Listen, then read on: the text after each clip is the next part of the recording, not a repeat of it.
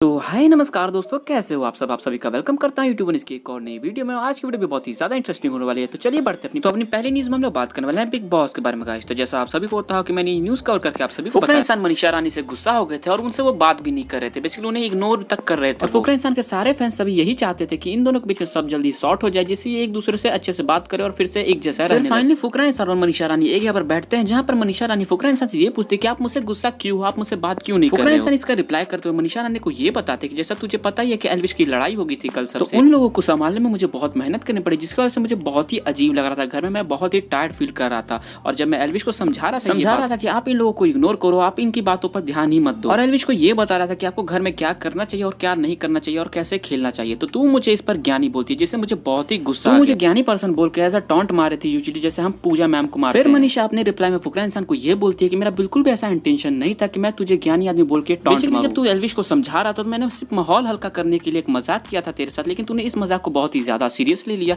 जिससे मुझे भी अजीब लगा। इसके बाद इन दोनों ने एक दूसरे को सॉरी बोलकर सब कुछ सॉर्ट कर लिया, जिससे फैंस बहुत ही ज्यादा। जैसा आप सभी को याद होगा कि मैंने एक न्यूज कवर करके आपको बताया था, जिसमें ऐसे रूमर्स फैल रहे थे कि Salman Khan big boss OTT का होस्टिंग छोड़ रहे हैं, और इसके पीछे का रीजन ये बताया जा रहा था कि कॉन्ट्रैक्ट में कुछ गड़बड़ी हुई है मेकर्स की तरफ से, जिसकी वजह से सलमान खान ये शो छोड़ने वाला है। लेकिन जैसा स्क्रीन पर आप देख सकते हैं गाइस कि हमें एक आर्टिकल मिला है जिसमें क्लियरली लिखा गया कि सलमान खान शो को नहीं छोड़ रहे, वो कंटिन्यूअसली इसे होस्ट करेंगे। फिर कल बिग बॉस के हाउस में एक ऐसी चीज हुई जिसे देखकर हमें बिल्कुल भी यकीन नहीं हो रहा था कि ये हो भी सकता है बिग बॉस के हाउस में। बेसिकली पूजा भट्ट ने फुकरा इंसान के लिए तो विविका अपना काम कर रही थी किचन पे, वहीं पर फुकरा इंसान और फलक बैठे हुए थे और पूजा भट्ट भी बैठी हुई थी, जहां पर विविका ने फुकरा इंसान और एल्विश यादव को माल और आइटम बोलकर बुलाया, जिस पर पूजा भट्ट बहुत ही सीरियस होकर ये बोली विविका से कि अगर ये आपने जो बोला है, अगर ये कोई लड़का आपके लिए बोलता तो अभी घर में तो बवाल हो गया। आप इस तरह के वर्ड ऐसे ही किसी के लिए यूज नहीं कर सकती, ये गलत है। जिसके रिप्लाई करते हुए फुकरा इंसान भी ये बोलते हैं पूजा भट्ट को, जाने तो मैम ये यहाँ की है ही नहीं, ये कहीं बाहर ग्रह से आई हुई है। फिर उसके बाद फुकरा इंसान और जिया हमें एक जगह पर बैठे हुए दिखाई देते हैं, जहाँ जिया फुकरा इंसान से ये पूछती है कि तू उस दिन इतने अपसेट क्यों था। फुकरा इंसान यहाँ जिया को यही बताते जैसे उन्होंने मनीषा को बताया था। बेसिकली उनका लड़ाई हो गया था एल्विश यादव का, इन सब इसे छुड़ाने में उन्हें बहुत ही मेहनत करने पड़े थे और बहुत ही वो टायर्ड भी फील कर रहे थे, और उन्होंने जिया को ये बोला कि तुझे भी ऐसी लैंग्वेज यूज नहीं करनी चाहिए था एल्विश यादव के लिए,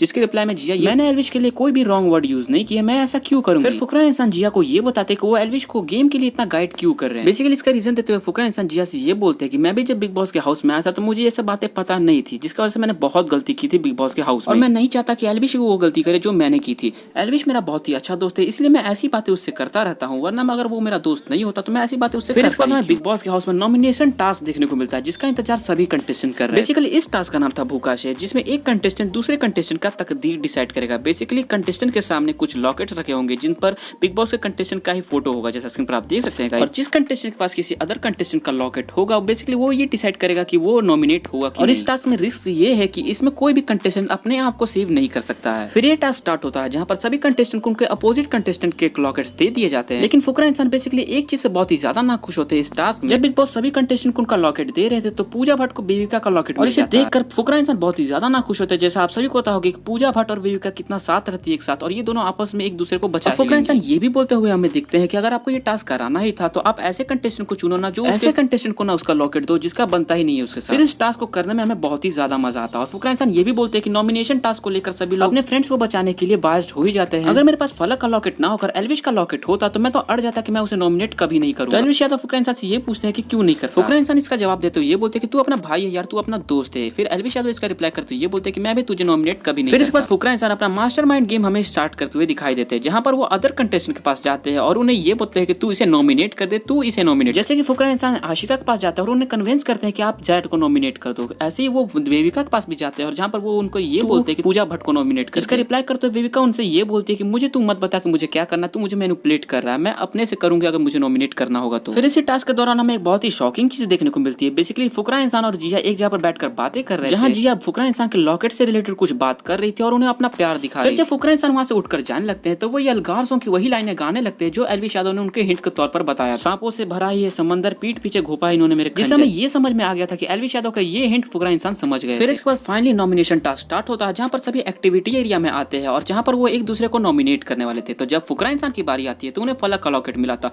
और यहाँ पर वो ये बोलते हैं कि वो फलक को नॉमिनेट करना चाहेंगे। फिर इसके बाद जब एल्विश यादव की बारी आती है तो वो अविनाश का नाम लेते हैं और उन्हें नॉमिनेट करते हैं, और उसका रीजन देते वो ये बोलते हैं कि मैं तुझे नॉमिनेट कर रहा हूँ क्योंकि मुझे फलक पसंद है और तू मेरे बीच का रास्ता का कांटा। जिसे सुनकर सभी घर वाले बहुत ही ज्यादा हंसते हैं और उन्हें यही बोलते हैं कि ये कोई रीजन थोड़ी ना हुआ। करते करते ही ये टास्क जाकर खत्म होता है। फिर अपने स्क्रीन पर देख सकते हैं गाइस कि इस हफ्ते के लिए कौन कौन से कंटेस्टेंट नॉमिनेटेड है, जिसमें जिसमें एलविश यादव का भी नाम है, लेकिन इसमें कोई भी फर्क नहीं पड़ता एलविश यादव नॉमिनेट हो या ना, वो तो सेव हो ही जाएंगे। और जैसा स्क्रीन पर आप देख सकते हैं गाइस कि एलविश यादव कितना ज्यादा वोट से डोमिनेट कर रहे हैं सभी कंटेस्टेंट। तो इस पर आपका क्या रिएक्शन गाइस, इस हफ्ते कौन बाहर होगा मुझे जरूर बताइए कमेंट सेक्शन में। फिर इसके बाद हमें बिग बॉस के हाउस में थोड़ा फनी मोमेंट देखने को मिलता है। बेसिकली एलविश यादव और आशिका भाटिया बैठे हुए थे एक जगह पर, जहां पर फुकरा इंसान और मनीषा रानी आ जाती है और इन्हें चिढ़ाने लगता है। और गाइस जैसा आप अपनी स्क्रीन पर देख सकते हैं गाइस कि एलविश यादव और आशिका भाटिया कितने ज्यादा क्लोज बैठे हुए हैं। इसी पर रिएक्ट करते हुए फुकरा इंसान बिग बॉस को ये बोलते हैं कि प्लीज बिग बॉस इस फ्रेम को वायरल कर दो। लेकिन मुझे पर्सनली गाइस ऐसा बिल्कुल भी नहीं लगता कि इन दोनों के बीच में कुछ ऐसा होने वाला है, क्योंकि जब ये बातें खत्म हुई तो फुकरा इंसान और एलविश यादव खड़े थे और वहां पर वो बात कर रहे थे, जहां पर एलविश यादव फुकरा इंसान को ये बोलते हैं कि मुझे आशिका भाटिया का ऐसा छूना मुझे पसंद नहीं आता है।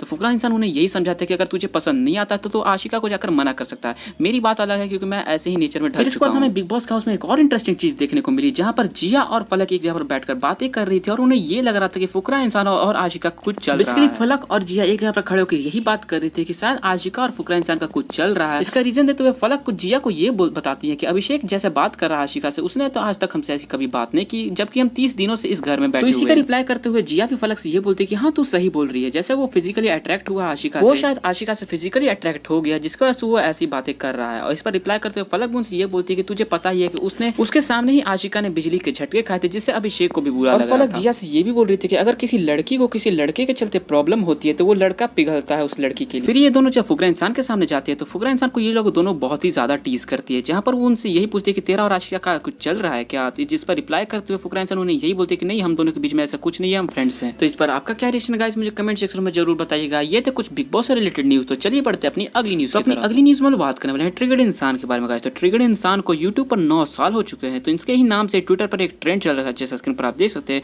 9 ईयर ऑफ ट्रिगर्ड इंसान। इसी पर रिएक्ट करते हुए ट्रिगर्ड इंसान ने भी एक ट्वीट किया, उन्होंने अपने ट्वीट में अपने ऑडियंस को थैंक यू बोला। चलिए बढ़ते हैं अपनी अगली न्यूज की तरफ। तो अगली न्यूज में बात करने वाले हैं कैरी मिनाटी के बारे में गाइस। तो जैसा आप सभी को था कि कैरी मिनाटी एक चैरिटी स्ट्रीम रखे हुए थे, इसका मेन रीजन ये था कि जहां जहां फ्लड आया हुआ है वहां वो पैसे डोनेट करना चाहते थे। कैरी मिनाटी ने रिवील कर दिया कि वो चैरिटी स्ट्रीम से कितना पैसा रेज़ किया। अपनी स्क्रीन पर देख सकते हो कैरी मिनाटी ने हमें ट्वीट करके ये बताया कि उन्होंने चैरिटी स्ट्रीम से कुछ 4,30,000 रुपए रेज। और कैरी मिनाटी ने हमें अपनी ट्वीट में ये भी बताया कि वो अपने तरफ से 1.5 लाख रुपए डोनेट। तो इस डोनेशन का फाइनल अमाउंट कुछ 5,80,000 हो गया, जैसा स्क्रीन पर आप देख सकते हो। चलिए बढ़ते हैं अपनी अगली न्यूज की तरफ। तो अगली न्यूज में बात करने वाले हैं मैन ऑफ कल्चर के बारे में गाइस। तो जैसा आप सभी को पता हो कि मैंने न्यूज कवर करके आपको बताया था कि मैन ऑफ कल्चर का चैनल हैक हो गया था और उनका चैनल डिलीट भी कर दिया गया था। इससे रिलेटेड उन्होंने यूट्यूब से अपील भी करी थी, लेकिन यूट्यूब ने इस अपील को डिसलाइन कर दिया गया था। लेकिन फाइनली कॉमिक्स वर्स ने आज ट्वीट करके ये बताया उनका चैनल फाइनली वापस आ चुका है, जिसका एक्सेस भी उन्हीं के पास है। तो फाइनली वो 1-2 दिन बाद से अपने चैनल पर वीडियो अपलोड करना स्टार्ट कर दिया। गाइस इस वीडियो में इतना ही, मिलता हूँ कल एक और इंटरेस्टिंग वीडियो के साथ। अगर वीडियो आपको थोड़ी सी भी पसंद आई हो तो आप इस वीडियो को लाइक कर सकते हैं, मेरे चैनल को सब्सक्राइब कर सकते हैं, क्योंकि मैं ऐसी वीडियो डेली लाता हूँ आप सभी के लिए। तो चलिए मिलता हूँ कल एक और वीडियो के साथ, तब तक के लिए बाय बाय।